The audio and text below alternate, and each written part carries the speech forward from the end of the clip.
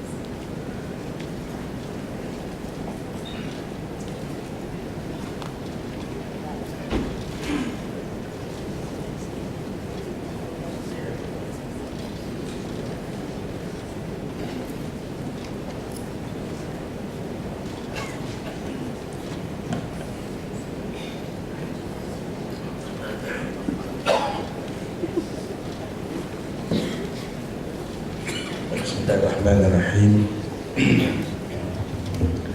Alhamdulillahi Rabbil Alamin wa bihi nasta'in ala umuri dunya waddin, wassalatu wassalamu ala rasulillah habibina al-mustafa wa rasulina al-mujtaba wa nabiyyina al-muqtada wa ala alihi wa ashabihi wa azwajihi wa tabi'in wa tabi'i tabi'in ومن تبعهم ووالاهم إلى سبيل الرشاد والاتصال إلى يوم الدين. سبحانك لا علم لنا إلا ما علمتنا إنك أنت العليم الحكيم رب اشرح لي صدري ويسر لي أمري واحلل عقدة من لساني يفقه قولي أما بعد.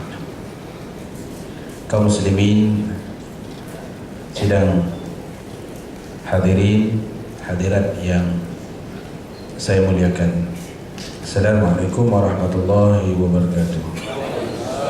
Alhamdulillah, syukur kita kepada Allah Subhanahu wa taala, kita diberikan kesempatan untuk bersama-sama pada kesempatan ini. InsyaAllah kita akan berbicara mengenai satu tajuk yang saya kira amat penting untuk kita bincangkan dan untuk kita ketahui, iaitulah akidah ahli sunnah wal jamaah. Macam disebut oleh pengerusi tadi, saya sempat beritahu tadi, saya bilang kita ini umpama orang pakai baju yang cantik, baju kita cantik, desain pun cantik, dipakai pun sedap, tidak panas, tidak juga sejuk, kain dia lembut, barangkali begitulah umpamanya. Tapi kita tidak tahu jenama apa dia punya brand, kan? Cap buaya kan? Cap katak kan? Kita tidak tahu. Jadi kadang-kadang orang pentingkan jenama. Masalahnya ialah bila kita tidak tahu jenama apa baju yang kita pakai ini, akhirnya bila ada orang bawa baju yang ada jenama, tengok-tengok jenama cap kepala anjing misalnya, wah kan main lagi kita kan, ada di TV pula itu. Kan zaman ini zaman orang berbangga dengan yang ada jenama yang branded, terutama golongan-golongan muda. Jadi kita pun akan berbondong-bondong lah kita ke situ cari yang ada jenama. Ditinggalkanlah yang baju yang cantik ini tapi tidak ada jenama. Lantas kita pergilah cari yang ada nama, ada jenamanya. Dan itulah yang berlaku pada hari ini pada pengamatan saya. Akidah ahli sunnah ini sebenarnya, ahli sunnah wal jamaah ini telah pun kita ajar di sekolah, di madrasah-madrasah, di masjid-masjid sejak berpuluh tahun yang lepas. Inilah yang diajar. Tapi jarang-jarang kita beritahu ini akidah ahli sunnah wal jamaah. Kita tidak beritahu, sebab ketika itu kita merasa complacent, kita merasa selesa dengan apa yang ada dan tidak ada apa-apa ancaman. Sehinggalah apabila ancaman-ancaman mula datang, ada orang-orang yang mengajarkan jenama-jenama lain. Dulu kita dikejutkan dengan jenama Syiah. InsyaAllah saya ingat selepas ini kita ada satu sesi untuk dihalusi apa yang dinamakan Syiah ini oleh penceramah kita yang kedua. Maka kita terkejut, tahu-tahu saja berpuluh-puluh, malah beratus, malah katanya beribu orang sudah masuk Syiah. Apalagi ada gula-gulanya. Syiah kan ada gula-gulanya. Saya tidak mau sebut panjang lah, tapi antara gula-gulanya itu nikah mut'ah. Senang. Anak-anak kita di universiti kan, selalu saya ingatkan bapak-bapak, abang-abang yang ada adik atau ada anak di universiti di Kuala Lumpur atau di mana-mana, sering-sering berhubung dengan diorang. Tanya, Nong, kamu pergi mana tadi? Dia bilang pergi usrah Pak. Bagus. Usrah apa? Ini kami tak kasih tahu nih Pak. Ini ACP pun tak tahu. Ini usrah dia bermula pukul 10 malam Pak. Di mana kami pun tak tahu, tiba-tiba kena bawa saja. Kita kena tanya dia orang. Takut-takut dia termasuk usrah-usrah yang jenama yang tak ketentuan ini. Kita takut. Akhirnya ada anak-anak kita balik-balik kampung habis degree, bukan saja dapat degree tapi balik juga bawa anak. Tidak apa juga kalau dia kahwin secara sah. Dengan restu kita itu bagus. Malah saya pernah mencadangkan supaya perkawinan di kampus ini diprogramkan. supaya jangan berlaku maksiat. Tapi yang saya cakap ini ada macam berlaku tahun 80-an, 90-an, tapi kes ini banyak berlaku di luar negara. Anak kita balik gendong baby. Mana bapak dia? Bapak dia balik Iran, balik Irak. Kenapa anda bawa sini? Tidak, kontrak sudah habis. Kontraktor punya agreement, kontraknya sudah selesai, mission completed. Kenapa? Oh, kami ikut Syiah, nikah kontrak. Itu yang kita takut. Dan penyakit itu menular sudah kemari. Ya, saya pernah buat kenyataan sebelum ini di surat kabar berdasarkan maklumat yang kita terima di satu daerah ada sudah permohonan nikah mut'ah. Tapi dia tidak mohon kepada pegawai PTE atau PPTA, tidak, atau melalui Jabatan Agama, tidak, jahiz, tidak. Dia masuk melalui majlis daerah untuk dapat surat akuan bersumpah itu. Jadi kita pun terkejut. Kemudian orang pun selidik di Semenanjung, rupa-rupanya ada sudah Majlis Syiah Malaysia. Dan saya pun sudah 2 tahun ini menerima kad ucapan selamat hari raya daripada diorang ini. Ada yang kirim daripada nama sekian-sekian, daripada Presiden Masyarakat Syiah Ja'fariyah Malaysia. Sedangkan kita sudah tahu fatwa mengenai Syiah ini jelas, memang jelas. Dan dalam fatwa kita yang lepas, yang terkini pada hujung bulan pada Disember yang lepas, kita kuatkan lagi fatwa itu dengan penegasan sirah ataupun wordingnya yang lebih mantap supaya dapat kita wartakan dan dijadikan undang-undang. Baik, saya mau cerita bagaimana mungkin ada kekurangan kita atau kelemahan kita dalam sistem pendidikan kita baik, dalam dakwah kita baik, dalam keprihatinan masyarakat kampung, pengurusan masjid atau apa-apa ini mungkin ada kelemahannya sehingga menyebabkan banyak gejala-gejala yang kita tidak mau ini tiba-tiba wujud timbul. Sebab itulah saya amat sedih bila saya melihat kumpulan-kumpulan Islam ini lebih banyak bergaduh, quote in quote. Tidaklah bergaduh bertumbuk kah, bertatak kah, pakai barung kah, pakai kerambit, tidak. Tapi lebih banyak ngamnya daripada ngam. Saya bilang alangkah bagusnya kumpulan-kumpulan Islam ini, NGO Islam ini disekalikan, bukan disatukan tapi disekalikan, biar mereka dapat bekerja sama untuk menangani permasalahan seperti permasalahan akidah Ahlussunnah wal Jamaah yang diancam oleh pelbagai akidah.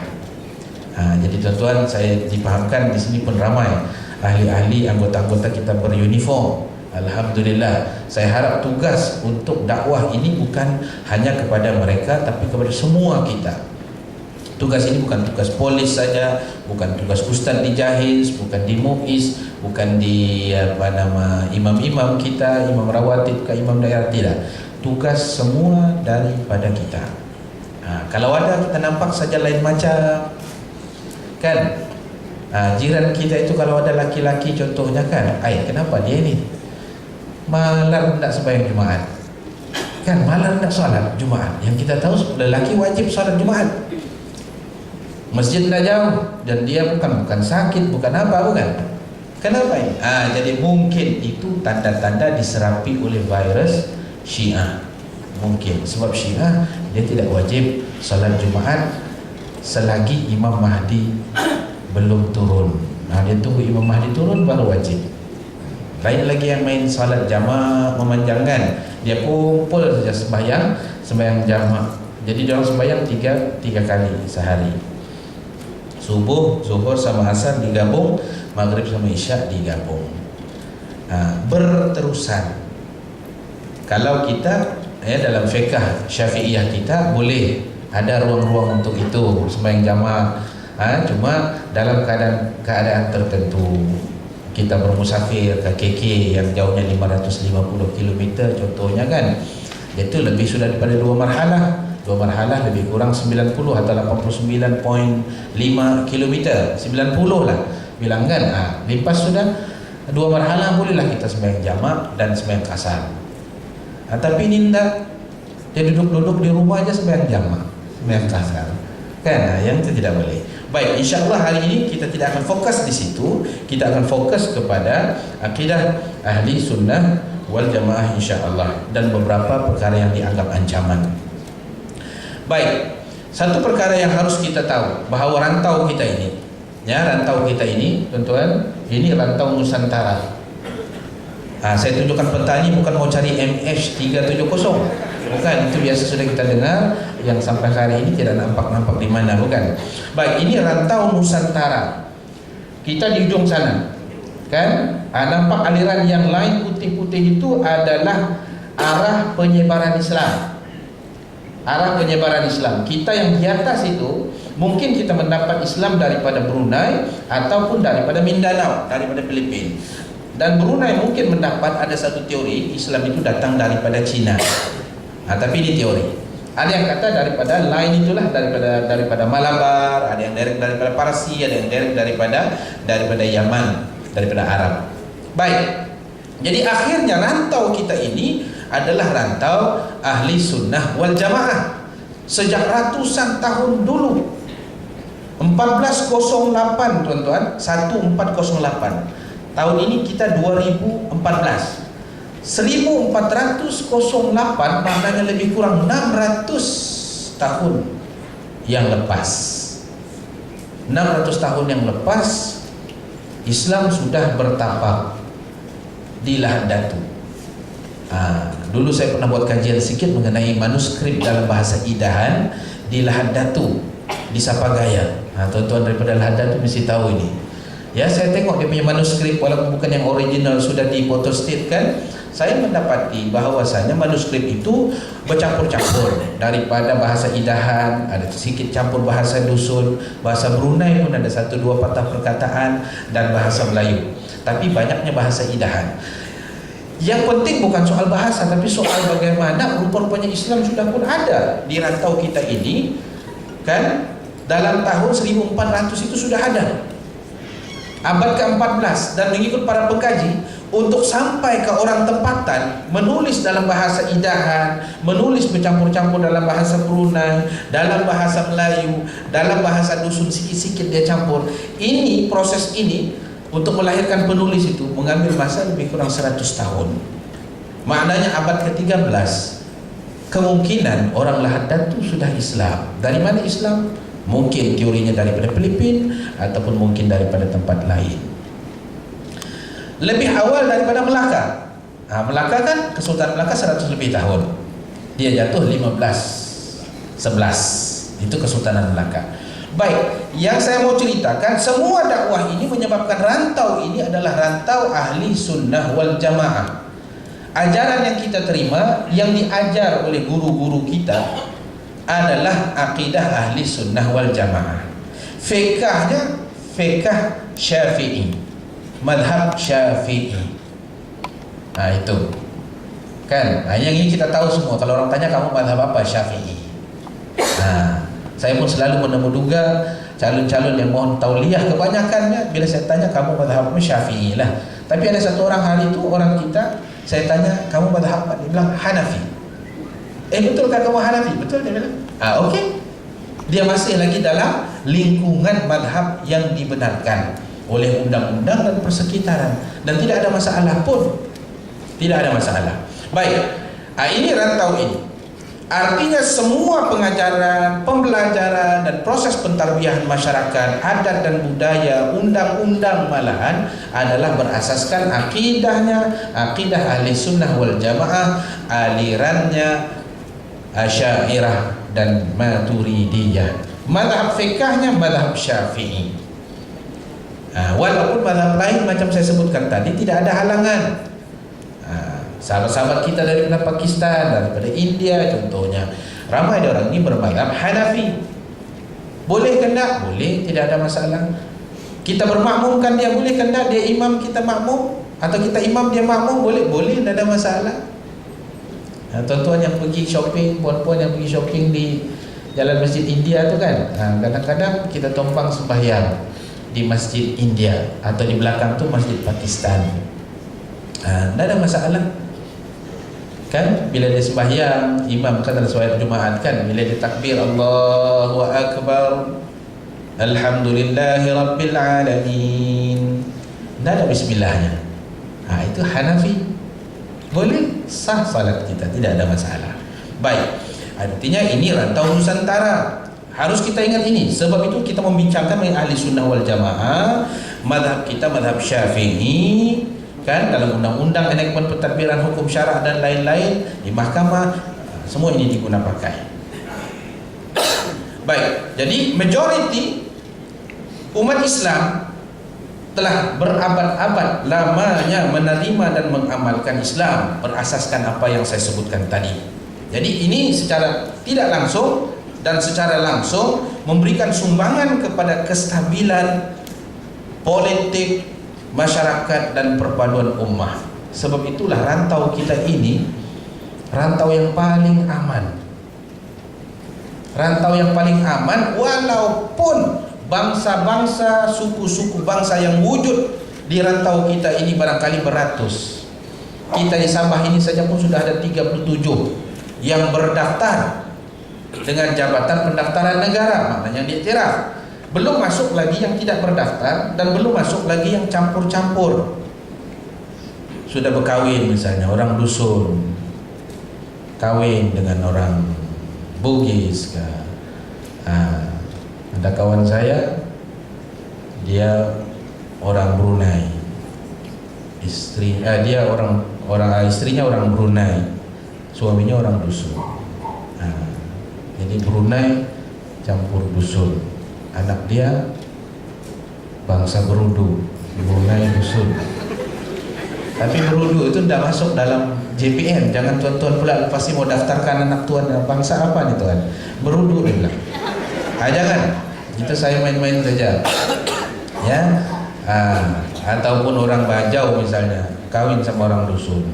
Jadi bangsa anaknya Badus. Badus. Tidak tahu ada ikan badus ke sini? Kawin ada, mungkin sini lain namanya. Baik, itu belum lagi maknanya kepelbagaian bangsa ini. Akhirnya alhamdulillah tidak ada peristiwa besar yang menyebabkan kita seperti mana berlaku di Irak sekarang ini, di Syria, kan, dan di rantau sebelah sana yang berlaku pembunuhan beramai-ramai. Alhamdulillah. Ya, paling-paling ada kes tandu hari itu, tapi itu bukan masalah. Itu masalah politik, bukan masalah bangsa, bukan masalah suku dan lain-lain, tidak ada. Bukan juga masalah mazhab yang akan kita bincangkan ini, tidak timbul mazhab apa.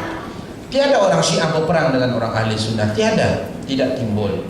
Jadi alhamdulillah ini satu nikmat Allah Ta'ala bagi kepada kita sehingga kita menjadi masyarakat yang aman, sejahtera. Tapi kalau ini kita kita biarkan anasir-anasir dari luar masuk, kan, maka akan berlaku sesuatu yang kita takut akan berlaku seperti mana berlaku di Irak ataupun di Syria pada hari ini. Ya, kita takut itu. Ataupun berlaku di Pakistan, terutama di utara Pakistan. Ya, susah kita. Baik.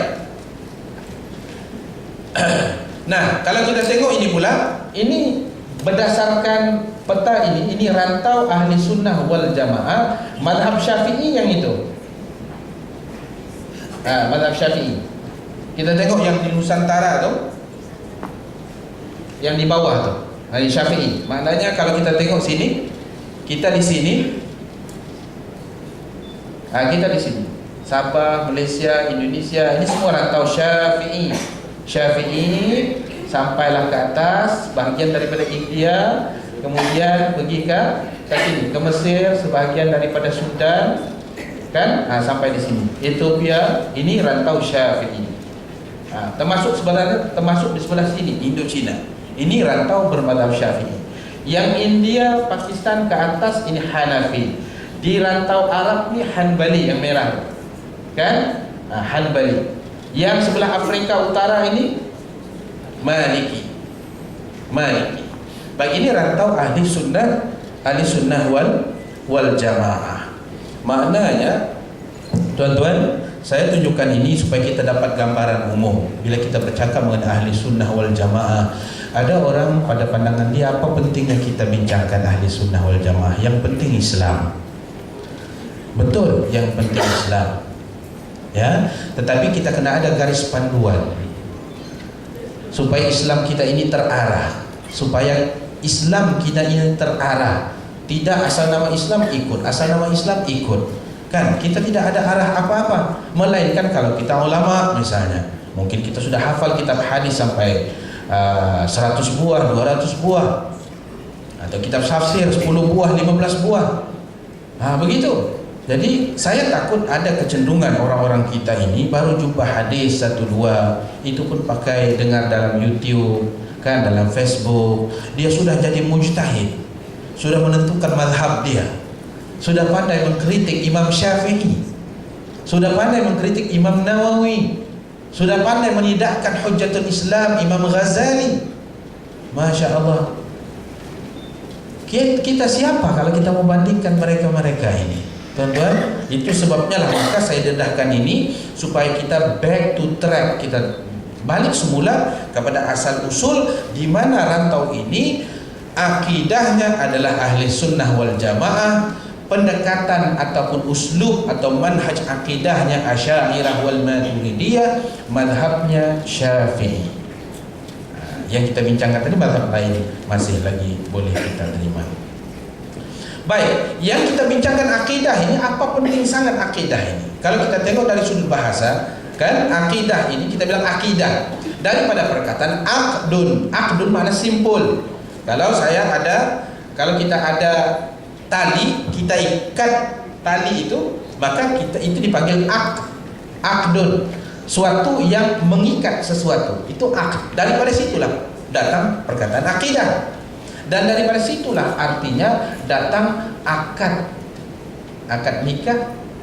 Dari situlah juga aqdun. Sebab orang yang luar, kita tidak kenal dia, tidak ada kaitan dengan dia, tiba-tiba boleh duduk serumah, boleh duduk sekatil selepas diikat, itu dipanggil akad nikah. Akad itu artinya ikatan, ya. Ikatan yang macam mana? Yang dihuraikan di sini tautsiq, yaitu pengukuhan, atau al-ihkam, pemantapan, dan ar-rabtu bil quwwah. Ar-rabtu artinya simpulan yang kukuh. Sebab itu bila kita sebut akidah Islam, artinya kepercayaan, keyakinan yang kukuh dalam jiwa kita ini, yang tidak mudah untuk dirungkai. Itu dipanggil akidah Islam, ya. Keimanan yang teguh kepada Allah dalam dengan melaksanakan segala tuntutan tauhid dan kewajiban taat kepadanya, dan perkara-perkara yang berkaitan dengan ketaatan kepada Allah Subhanahu wa taala. Itu yang dipanggil akidah Islam. Cuma kita ringkaskan saja, bila sebut akidah Islam, akidah pun cukup. Merujuk kepada akidah Islam, ya, dalam bentuk ilmiah dan amaliyah, dalam bentuk teorinya, dalam bentuk ilmunya, ataupun amaliyahnya, amalannya.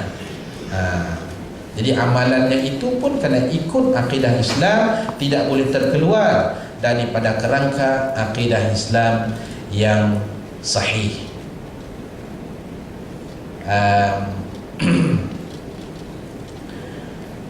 Beberapa ketika dulu, kan, ada orang mau jual dengan saya pernah cerita juga di benda ni. Jual kepada saya singgah di stesen minyak, dia pun datang, ada satu benda berbungkus kuning. Tuan dia bilang, ini kuku harimau mati Bragan. Saya bilang, kenapa lah? Saya tanya dia, kenapa lah? Tidak, dia bilang, kalau Tuan ada ini, Tuan mau apa? Tuan mau kaya? Tuan mau musuh Tuan tunduk dengan Tuan? Tuan mau selamat? Ini dia bilang. Oh, saya bilang, bagus. Jadi untuk apa nih? Untuk Tuan, dia bilang, saya bagi 300 saja. Saya bilang, 300 saja untuk saya jadi kaya? Saya bilang, kalau begitu bagus, kamu simpan saja lah, mudah-mudahan kamu kaya. Benda syirik, ya, benda syirik. Ini amalannya, dia mungkin nampak macam orang kita, macam orang Islam, tetapi amaliyah, amalannya itu bercanggah dengan akidah Islam, mempercayai sesuatu selain daripada Allah dalam bentuk benda dan lain-lain untuk melindungi dia, atau memberi kekayaan kepada dia, atau menundukkan orang lain kepada dia. Maka ini termasuk perkara-perkara yang syirik. Nah, sebetulnya dalam peristiwa Tadbuh hari itu kan saya dipanggil untuk berbincang sedikit mengenai di mana, macam mana mau mengkebumikan, ya. Alhamdulillah pihak polis minta juga pandangan kita kepada penceroboh-penceroboh yang ditembak mati. Jadi antara isunya termasuklah dia bilang, bolehkah kita tanam begitu saja? Pasal orang ini pakai jimat, dia bilang ini jimat syirik. Pasal nampakkan ada pakai azimat tu kan. Saya bilang tidak boleh begitu. Ya, yang kita nampak mereka ini orang Islam. Walaupun mereka melakukan syirik, itu urusan mereka dengan Allah SWT. Apalagi kita pun tidak pasti. Dia orang sudah mati. Kita mau tanya, kamu punya kah tangkal? Dia tidak boleh jawab sudah. Kan? Kamu punya. Kalau dia jawab, habis kita ditangkukan. Kan? Jadi dia tidak boleh jawab, dia tidak boleh pertahankan diri. Jadi kita pun ambil keputusan, dapat kita urus, kita anggap mereka ini adalah jenazah orang Islam. Soal dia mau menyerang kita ke membuat kerusakan, itu urusan yang lain. Jadi maknanya cerita tangkal tadi, artinya dalam masyarakat kita banyak perkara-perkara amaliyahnya bercanggah dengan ajaran Islam.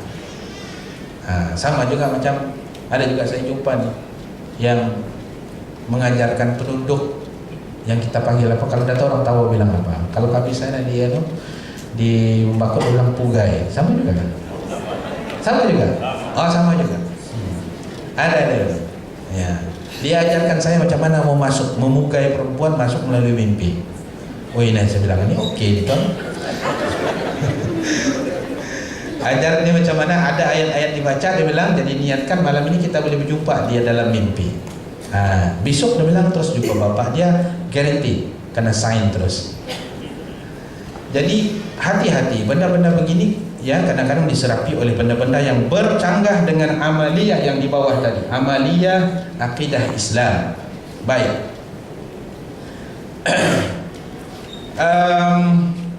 Orang bercakap mengenai madhab akidah. Ada ahli sunnah wal jamaah, ada mu'tazilah, ada macam-macam lagi. Pada zaman moden ini lagi lah macam-macam.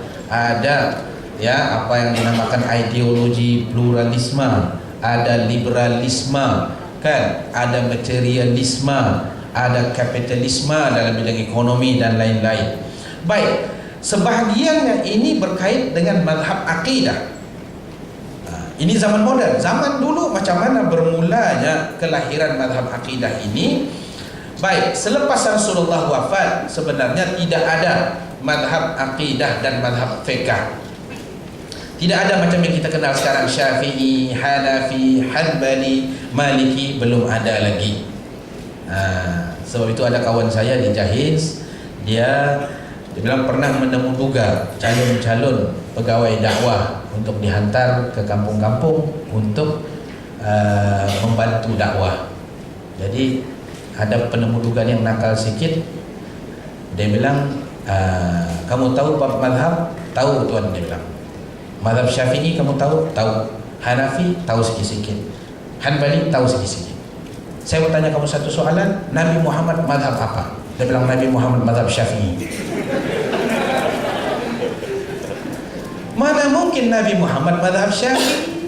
Nabi Muhammad wujud awal daripada Imam Syafi'i rahimahullah. Dia ingatkan dia madhab Syafi'i, semua orang pun termasuk Nabi Muhammad bermadhab Syafi'i. Ya, baik. Selepas Rasulullah tidak ada madhab akidah dan tidak ada juga madhab fiqh. Sehinggalah lahir yang kita baca dalam sejarah Islam, kumpulan yang dinamakan Syiah, kumpulan Khawarij, hasil daripada percekcokan politik. Ya, kerancuan politik pada ketika itu menjadikan masyarakat bingung. Menjadikan masyarakat bingung. Ada yang penyokong Sayyidina Ali, ada yang penyokong Muawiyah. Kemudian bila berlaku ada sedikit triki dalam perlantikan dan usaha menjatuhkan, komplot menjatuhkan Sayyidina Ali, akhirnya lahirlah penyokong-penyokong tegar Sayyidina Ali ini, yang kemudiannya daripada kelompok politik menjadi kelompok akidah dan syariat yang berbeza, yang kemudian yang sekarang ini dikenali sebagai Syiah. Tapi orang ini tidak ada kena-mengena dengan Sayyidina Ali, tidak ada. Cuma dikaitkan dengan Sayyidina Ali sahaja, dikaitkan dengan Al-Hasan, Al-Husain, Fatimah dan lain-lain. Sebenarnya tidak ada kaitan apa-apa. Sama juga macam kita kaitkan ya minuman kita, tongkat Ali dengan Sayyidina Ali. Ada kaitan? Tidak ada kaitan. Saya pun heran, orang Melayu amat cukup menyanjung Sayyidina Ali dan Fatimah ini sampai tongkat Ali ada. Apa lagi? Kaca Fatimah pun ada juga. Ada juga. Apa kaitannya saya pun tidak tahu. Baik. Timbul madhab akidah selepas itu Syiah dan Khawarij yang berasal daripada madhab politik.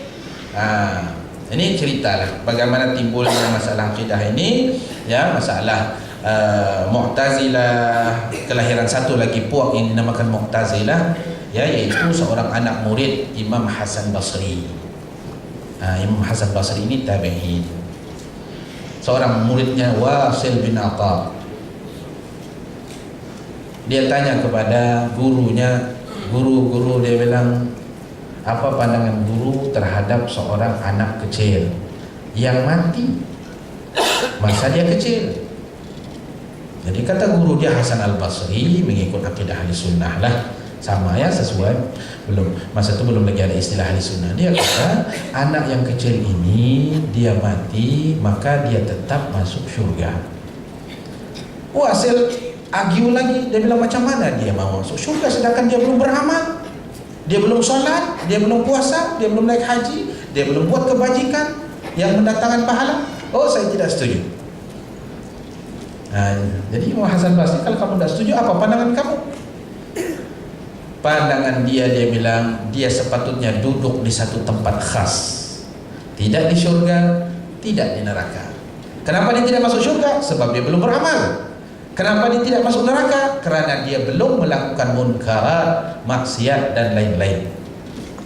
Dan kemudian dia berpisah daripada guru dia Imam Hasan Al-Basri, menumbuhkan kelompok yang kemudian dikenali sebagai golongan Mu'tazilah, yaitu Wasil bin Atha. Itu secara ringkas. Baik. Di samping Mu'tazilah, Khawarij, Syiah, kan ada macam-macam kelompok lagi.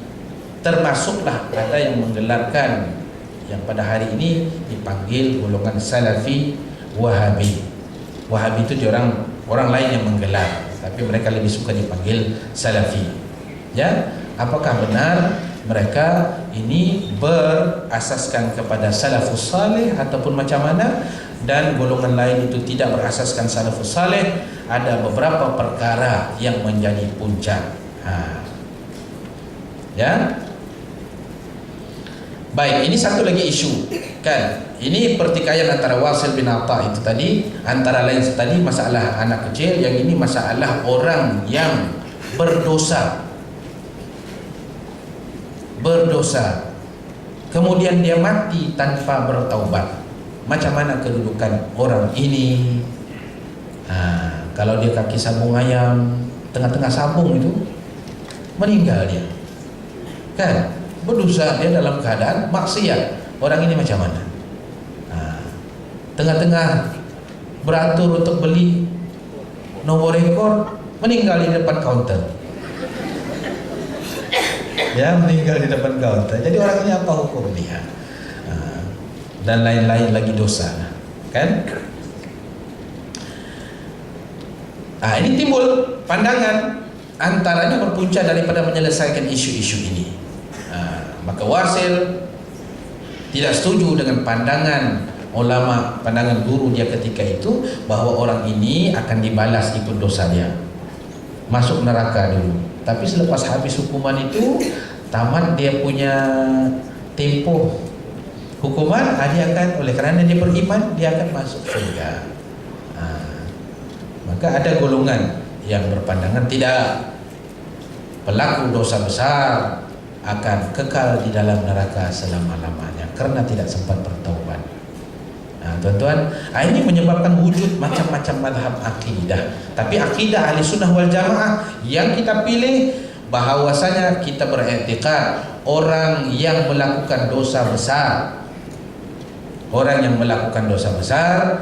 maka dia akan dimasukkan oleh Allah ke dalam neraka.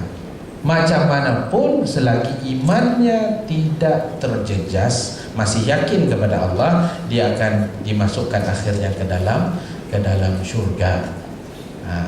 Itu pandangan ahli sunnah wal jamaah. Ada juga orang kita ambil mudah. Dia bilang masa muda-muda ni kita enjoy lah dulu. Dosa, dia bilang, bos, kalau ini dosa memang lama, tapi lama-lama masuk juga kita syurga, itu dia bilang.